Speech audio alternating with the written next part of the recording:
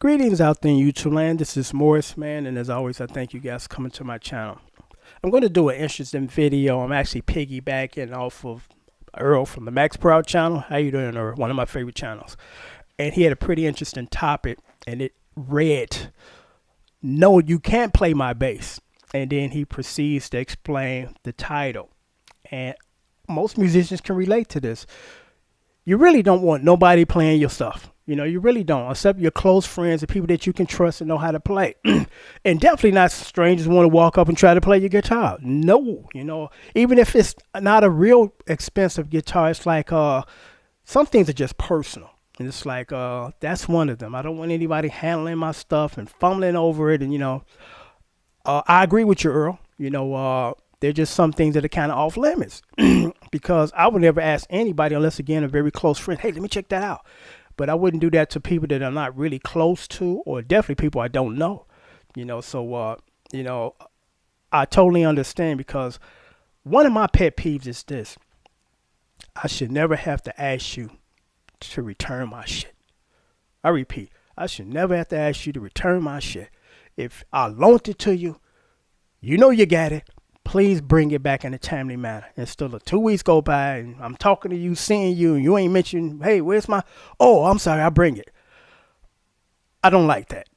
Everybody has their own little idiosyncrasies or pet peeves, and that's one of mine. Because if I do borrow your stuff, and I really ever borrow anybody's stuff, I bring it back in a timely manner, and I definitely bring it back exactly the way you gave it to me. Because I'm going to give you two stories. I loaned my keyboard to my friend. I'm not going to name any names. Only thing he had to do was push the power button and select the patches and play. I get my keyboard back, all my data gone. And my shit wiped out. There's nothing on the screen. I'm like, what the fuck happened? Oh, I don't know. I went in the back messing around with that card thing. Why did you do that? The only you had to do was push the power button, select the patches and play. Turn it off. That's it. And I didn't learn my lesson. 4 or 5 years later, almost the same scenario, loaned to my keyboard.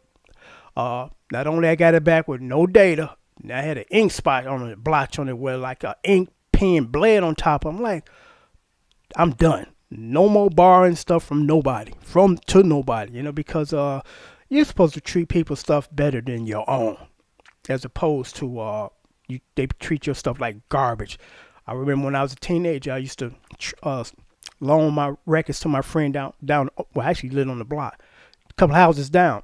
And I came over to his house one day, and my album was out of the cover. The album cover was on the floor, and there was a footprint on it.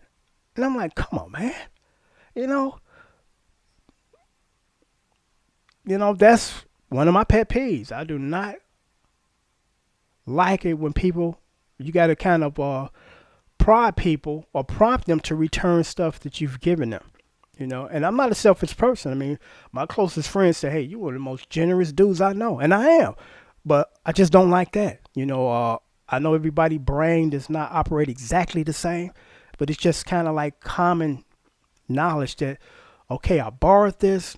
I'll take the initiative to return it in the manner that it was given to me.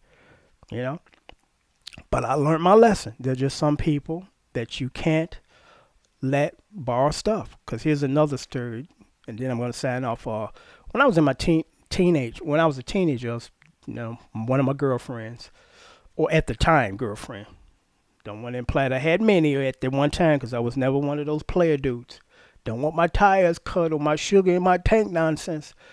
But my girlfriend's brother, I loaned him my Sony Walkman, and this was like in the late 70s or early 80s. I think it was late 70s. This is when Sony Walkmans first came out. It was the metal ones that costed over $100, not the cheap plastic ones later that they manufactured, but the first rollout of this very industry changing device. So I loaned it to him, and then about a day later, I come over, my girlfriend's house, and he's in the basement. Because I'm like, let me get my Walkman from this dude before, he get too comfortable with it. I get downstairs. He got my Walkman in pieces. I'm like, what the hell are you doing to it, man? Oh, I was trying to put it back together. Why'd you take it apart in the first place? I don't understand that. Like, again, I'm one of them people where if I really blue moon borrow something from you, it's coming back in a timely manner.